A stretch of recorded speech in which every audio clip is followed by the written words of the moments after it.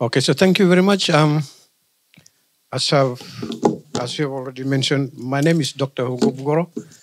Actually, my background is on mosquitoes, but I will be talking on another topic here. So the topic is on food security, enhancing food security in small islands of the Solomon Islands. I'm just looking at the food preservation methods. So that is my topic for today. I chose this because I'm from an island, and there are issues, particularly when cyclones are there. Cyclones are coming, and what you would notice is that all these fruit trees will be, sort of that the fruits will be destroyed, and so you do not have anything left. So most of the time we talk about fresh fruits, but this time we'll talk about what are the different preservative methods for food in the islands. So is it really a concern? That is the question that I'm trying to pose here. Yes, it is. Um, Solomon Islands is just like other islands in the Pacific where they are very, very small, and they are characterized by certain aspects there like geographic isolations, limited resources, and when cyclones are there, also hazards, and the process of food preservation becomes very, very important. So it is really important that we look into these methods in ensuring food security, especially in small islands. We do not really have this kind of problems in big islands, but in small islands, you'll notice that. Take, for example, in one of the Category 5 cyclones that hit Tikopia Islands in the Solomon Islands, all of the fruit trees were down. The first food assistance came in 2 weeks after from 102, but they survive, because they have this traditional food that are preserved. And so the focus of this presentation is how these methods can help communities, in terms of food scarcity and also when disaster strikes. And so what we want to know here. So this presentation sort of try to explore the different types of traditional methods and the impact on food security. So what I've done here is I've been reviewing some papers only to find out and to look at the common traditional food preservative methods, of which I selected 4. So these are the 4 methods. Drying is one. So you can use the sun, or you can use, drying using fire. It is mainly used for fish, meat, or any others.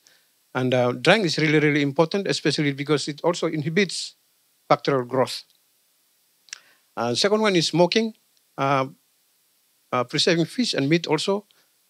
Sometimes when you use different firewoods, it also enhances the taste also. So different firewood would also have different tests in this one. Smoking is one of them. And salting is very, very important as well because it also reduces bacterial growth. So smoking is one way of preserving food. And root storage and pit preservation. Like for example, in Tikopia, the place that I was just talking about today, that they store cassava under the ground for I don't know how many months or years, but that is what happens when the cyclone Zoe, the Category 5 cyclone came, and then they survived because of these ones. So from this small review that I did, these are some of the roles of traditional preservation in enhancing food security. So one is a reduction of food loss and waste. You increase the shelf life of the food, especially the perishables. You do not keep fish for 2 or 3 days, fresh fish. You need to, to preserve it through smoking or drying or that sort. So you actually reduce food loss and waste. Second one is cultural resilience. It's very important that when you continue to practice this one, it also help you to preserve cultural knowledge um, and traditions. So that is very important. We need to pass them to the next generations. Um, the next one is nutritional security. Access to nutrients, especially when the perishables are there. When you dry them, those nutrients are trapped in there. So that's nutritional security. And then the last one is climate adaptation.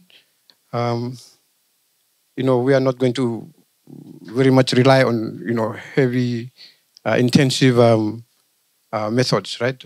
On high reliance on energy intensive methods. So those traditional ways of preserving food in the islands are very, very simple.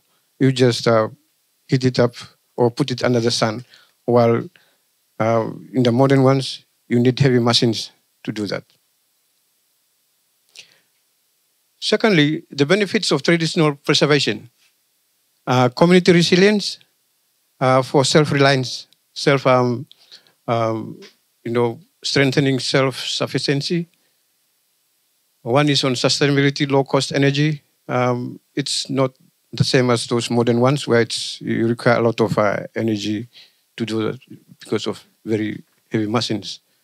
Nutrient retention, as I've said already today, that it preserved foods. The preserved food actually maintain essential nutrients because you store them up there when you sort of preserve them using those methods. And climate change adaptation, techniques that help in, uncertain weather patterns. I'm sorry, I'm still on my eye treatment, so I couldn't read properly. So that's on the discussions. Challenges. We have a lot of challenges as well. Loss of knowledge. Now younger generations tend to, go for modern food. So a loss of knowledge also. Changing climate. Challenges like rising temperatures. And, resource availability also affected here because now that also salt intrusion into, places in the islands. For example, in Solomon Islands, we have these Ontong Java and Sikaina Islands where there is salt intrusion coming into, wild taro, the indigenous taro that they have. So these are some of the issues. And one is market dynamics. Big, like the traditional methods that we have are overshadowed by, new methods, modern methods. So I think it's really important that we have to also consider integrating this one. So these are the challenges. Now, these are opportunities. The way forward, I think it's really important that we have to revitalize traditional methods of preservation. One is on cultural and education programs. We need to promote knowledge sharing between or among generations. We have younger generations here now too, so we need to share these ones among the generations as well. Integration with modern practices. I think this is important. We have to combine traditional practices of food preservation with the modern ones, and also government and NGO support. This one, I think these two organizations should also help in advocating policies that allow us to practice this kind of traditional practices.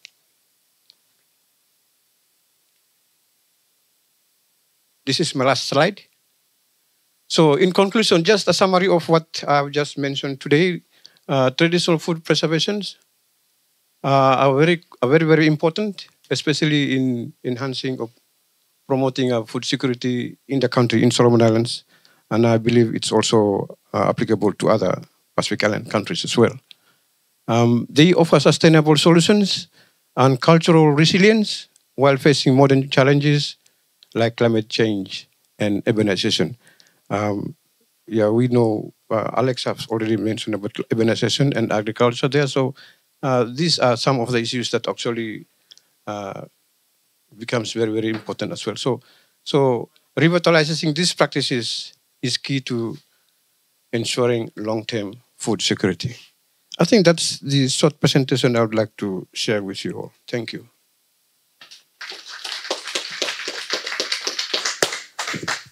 Thank you very much. We have plenty of time for discussion, so any questions?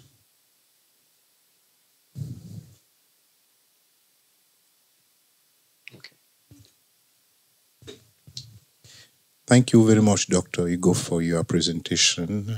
I would like to have an explanation or give us some example of modern practices that can be combined with traditional practices, because your speech is based on traditional way of keeping food, and you conclude by saying that you have to mix, to combine the two techniques. Give us some example of modern practices that can be combined with traditional practices. Yes, so thank you. That's a very, very important question. I put up that one not because there are examples that I know of. One is that now that we are actually changing, and preservation methods that are, if you can see from let's say cannery, they have some kind of probably oils or some nitrates or something that would help to preserve food. And now that with these traditional ones that we just talk about, the four ones that I mentioned, I think if we can have also this kind of oils, that if we can combine with the traditional ones, because the traditional ones just you do not add anything in there. But if there are some mechanisms that in future research that we can combine these ones with the traditional ones, then that would be what I was trying to put across here. I just do not have the example there, but if we can get these ones for future researchers, if they can get this kind of mechanisms that they do in modern preservation and then combine with those traditional ones, maybe in the future we can have a good solution on that one. So I do not really have a proper answer to that one, but just an idea on how we could do that. Yeah.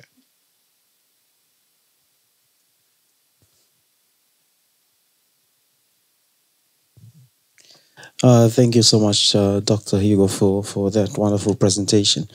I think you just touched something that is very close to my heart as well, because I'm actually looking at food preservation for my PhD as a coping mechanisms in a traditional settings.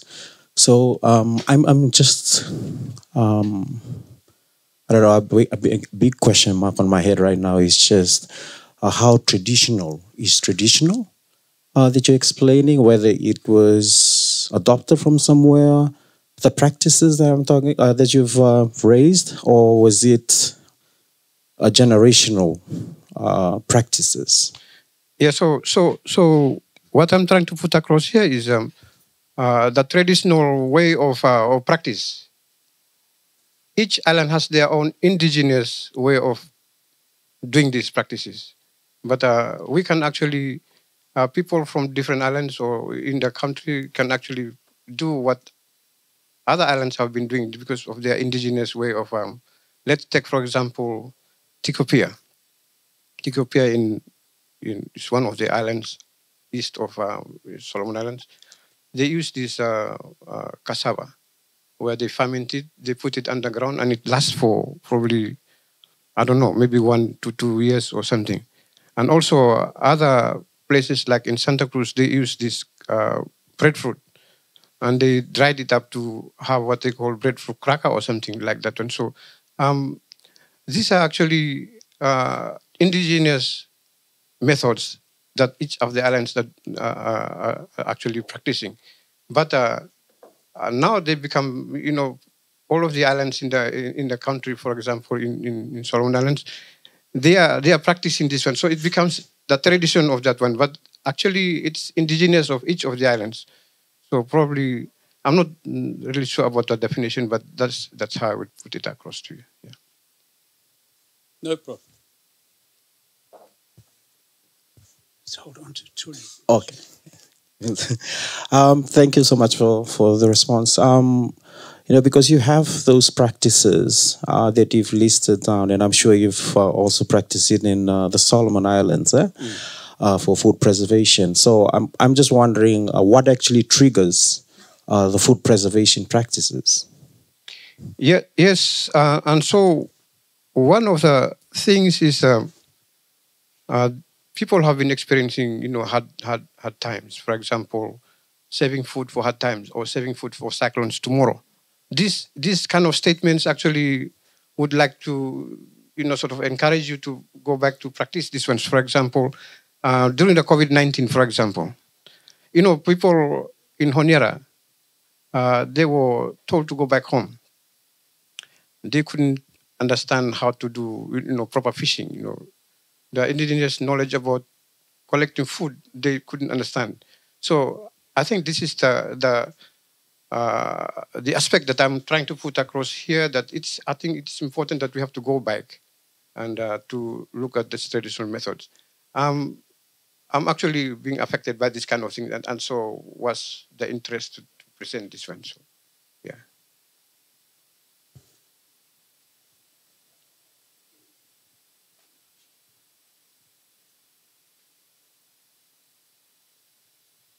Sorry, just to maybe add on to some of what has been shared. Some of the reasons for communities to go into preservation is it's a seasonal thing. The nut, when it's a nut season, there's abundance of nuts, and so what they do is they bake their nut and kept it there. And so when it's off season, they still have that nut, that preserve it. They just still access to it. I think that could be one of the triggers, but that practice now is spread all over. Now everybody's been using that. So I don't know the originality of it, but it could be seasonal. It could be triggered by extreme weather conditions, and as it evolves, it becomes more available. And I think with a little bit of some processes, it can have that longevity in shelf life. So those are kind of things that has been going around with food preservation. Thank you. We have time. Any other questions? Okay, in which case I have one. So